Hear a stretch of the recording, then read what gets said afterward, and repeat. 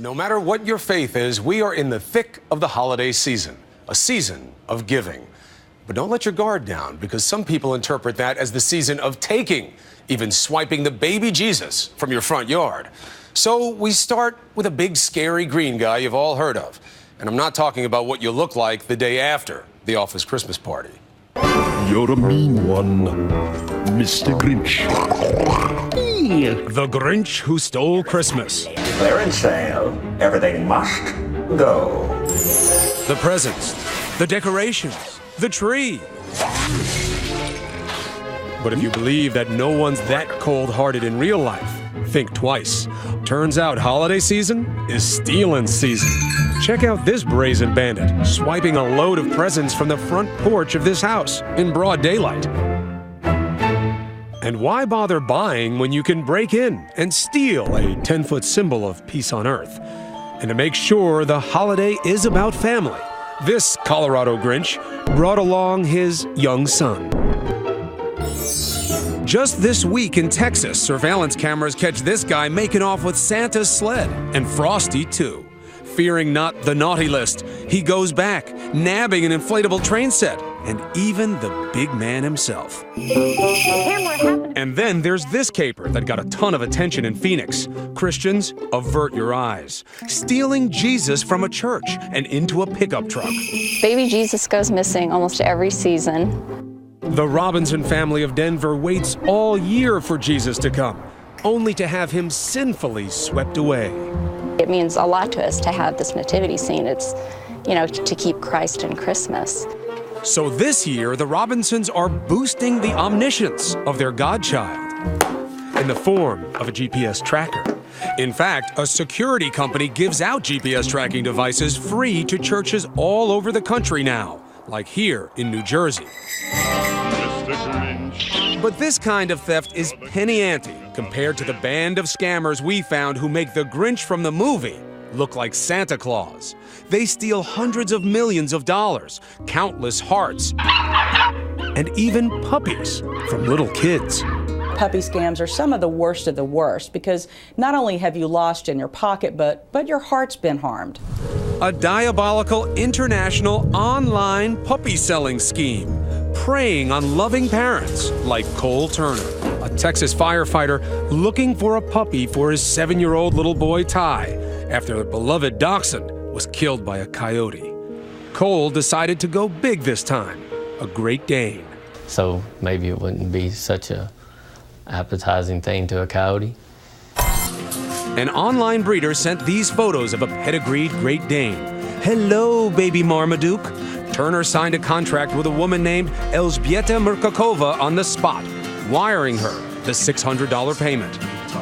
But on the agreed-to day for delivery, no dog and one broken-hearted boy. It's kind of like waking up on Christmas morning and Santa Claus not being there almost. I really would like to find out who did this, who took my money, who made my son cry. We decided to get after these Grinches for the tiny Texans and others like them. Our reporting revealed a vast network of online con artists behind the puppy scams, mostly based out of Nigeria, like these guys shot by ABC News. We decide to lay some bait with the perfect hapless victim, me. We try out one of many suspicious ads on a website offering French bulldog puppies like these for sale. I'd like the dog as soon as possible because, I have the holidays coming up. Easy peasy, they tell me. Just wire $700 and the dog would come to the airport of my choice in days. I'll get the money out today. You'll have it tomorrow morning. We're told to send the money to Gertrude Marshall of Flint, Michigan. We figured, phony name, right? Wrong. This is Gertrude Marshall. Everything else was phony.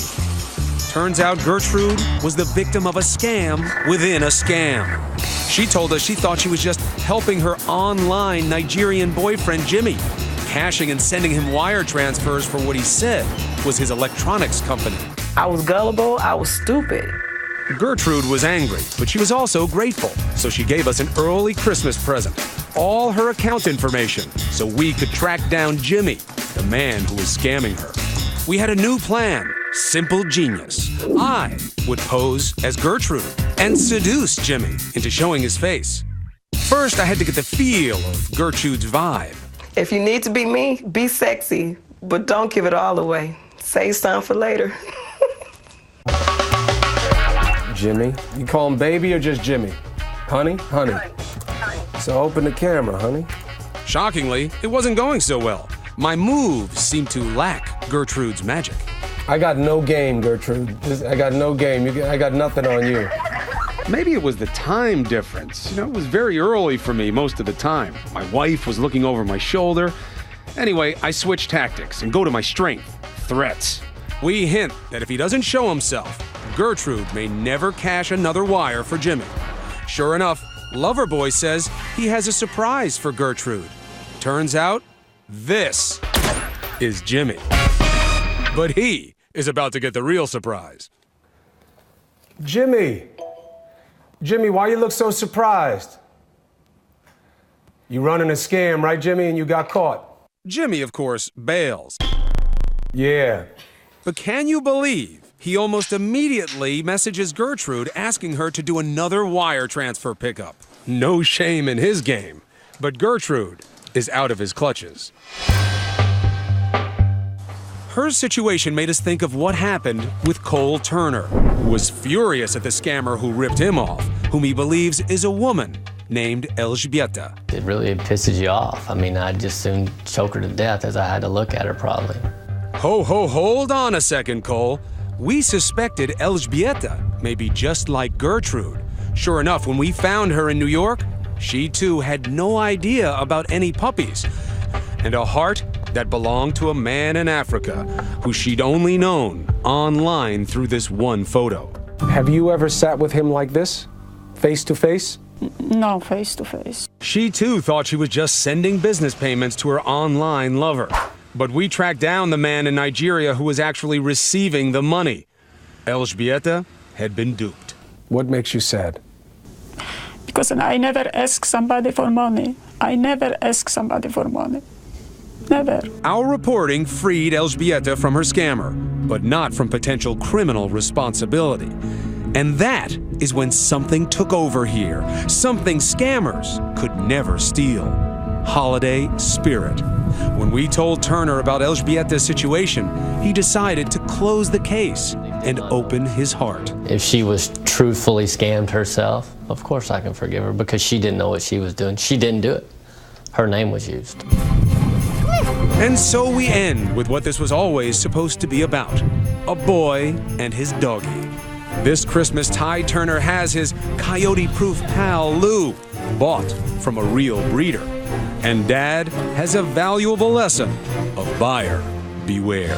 That's the way to buy a dog, face to face, cash in hand. You give me something and I'll give you the money.